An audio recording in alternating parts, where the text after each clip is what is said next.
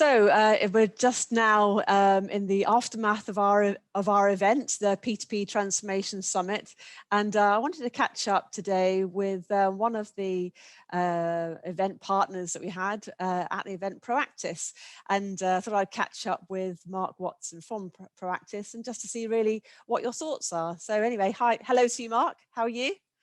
Hi, Ellen. I'm really good. How are you? Yeah, very well, thank you. As I said, I say it's the aftermath, but I think it's a couple of weeks ago now. But it's been an exciting time. So what were your thoughts on the event? What are your highlights as far as you were concerned? It was very good. Yeah, it was. I was very buoyed to see. A lot of our customers were there. So Okay. that sort of very much vindicates that it's a good. It's the right audience for us. It sort of vindicates that fact. In terms of sort of highlights, the Chris Sargent and Jenny Draper session. I think finance and procurement are match made in lockdown. That Yes. sort of stood out to me in terms of a lot of the themes of that, particularly around the sort of, we often see sort of when we talk to finance and procurement, they're quite siloed.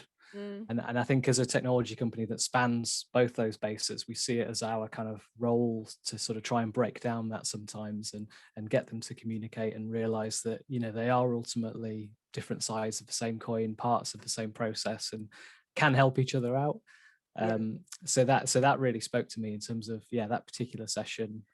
It's the sort of thing that we're very passionate about. We do kind of roundtables and white papers on that exact theme, really. So it was good to hear that mirrored in the event.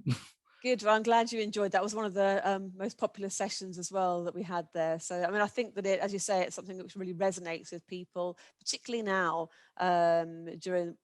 I know we're not particularly as locked down as we were, but we're still, a lot of us, working remotely. And I think that has actually helped in some ways highlight some of the distance between those teams and be like, we actually need to be closer.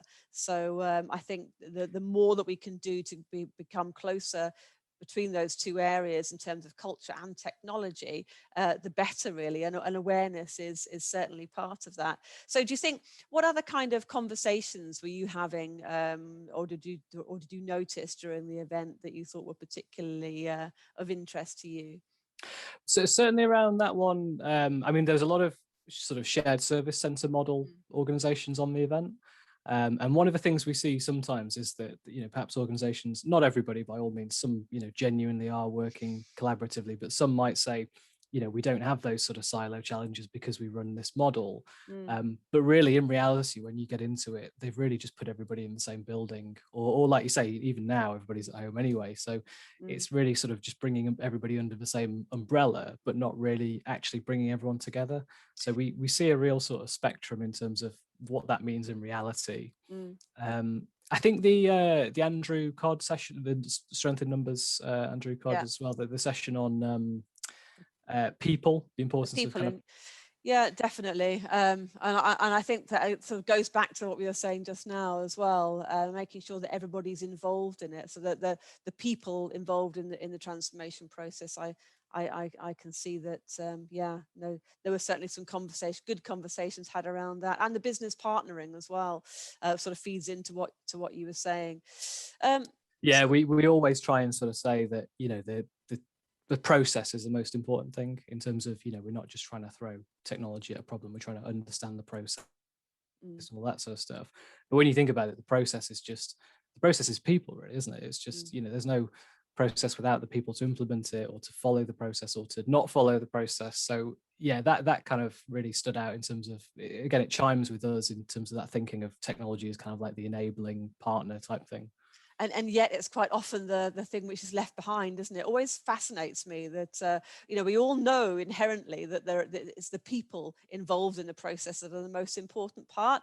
And yet, when it comes down to it, we start looking at the technology and everyone in their own departments, and we forget that our suppliers and the people working alongside us in the teams are just people, and we need to speak to them, as such, and not just a series of different sort of tick boxing exercises. So, I mean, talking about technology, what were your thoughts on the platform that we use? I mean, there are so many different platforms out there, and it's interesting to get your thoughts. Did you think it worked, or what did you think? Yeah. I mean, I think we're so used to it now, aren't we? Yeah. We've, our event last year was online. Our event this year will be online. Our Rethink Finance and Procurement event. So it's just like, it was just normal now, isn't it? And I know. Yeah. yeah, it sort of, yeah, it works. Yeah. We get used to all of these things quite quickly, I suppose, which is a a huge advantage, I suppose, in terms of us as people working in our teams and highlighting the differences in the technologies we're just saying. I mean, on that note, I mean, do you think that things are likely to change in the next sort of 6 months and into next year? Um, Perhaps in terms of people going to events, and also in terms of the technology that organizations are using and the things that they've learned in this time. How do you think that that's going to change, or perhaps you think it's going to stay the same? I think there's a convenience factor to obviously kind of attending things virtually. You're not having to sort of, take as much time out of the day, and you can maybe sort of pick and choose the sessions as well. So there's a convenience to that. You're not having to sit through sessions which maybe aren't as relevant to get to the sort of the good bit. So that's handy. I just think this whole era that we'll look back on has shone a bit of a spotlight on a lot of organizations, and some maybe haven't had that kind of agility, that adaptability to be able to respond as well as others and as well as peers. And that's been the sort of standout for me, that I think it has shone a bit of a light on, the need for something like agility, adaptability, which maybe previously was a bit ethereal and a bit of a nice to have. But now it's almost kind of not good enough in a way to not have that sort of that ability to react, because change is a constant. And I think this kind of remote working will go on, but change is always happening. We don't know what the next challenges will be, and even within sort of the customers we talk to in their specific sectors, they're constantly evolving and changing, and it's those organizations that are most adaptable that tend to sort of thrive, as opposed to necessarily the strongest per se. It's funny because we're always talking about digital transformation, and we tend to think of it in terms of, okay, I've been transformed, my company's been transformed, my team has been transformed. But like you're saying, it's just it's an ongoing process. And even for the event itself, which is the P2P Transformation Summit, we've kept it as that name since we started doing it 7 years ago.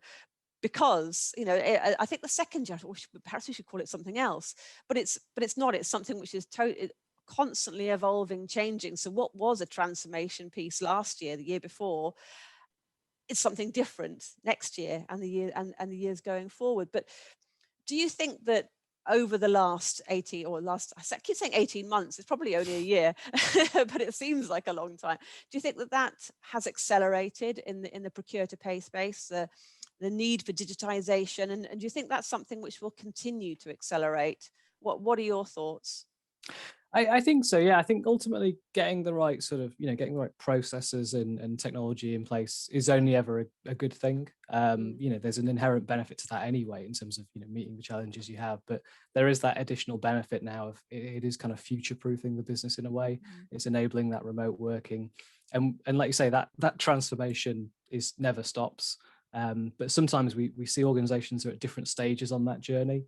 And if you've got a suboptimal process, it's very difficult to take that and replicate it in a remote model, or in many ways, you're just taking a sort of suboptimal process, just replicating that elsewhere. So really, we want to try and get to those kind of core challenges, fix those processes, and enable that sort of agility. And I think it has sort of shone a spotlight on those organizations that, because it's been quite self-evident, really. They haven't been able to pay suppliers on time. They have struggled with certain things.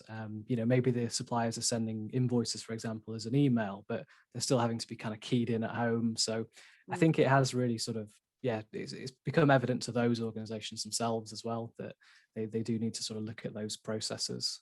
And perhaps the people in the business that weren't aware of it in the past, and they were not able to recognize that business case, suddenly actually it's right there in front of them. It's not a nice to have, like you say, it's something that they really need to have now.